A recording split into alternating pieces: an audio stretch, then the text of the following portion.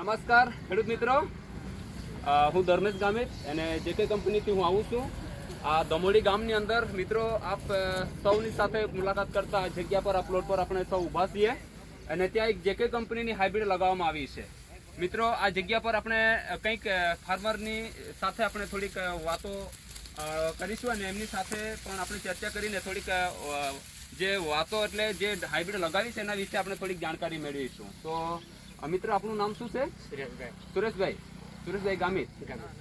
સુરેશભાઈ, આ દમોડી ગામ અને સનગોડ તાલુકાની અંદર આ ગામ આવે છે, બરાબર? હવે તમે જે હાઇબ્રિડ લગાવી છે તમે કેટલા વર્ષથી લગાવો છો? પહેલી જ વાર કર્યું છે.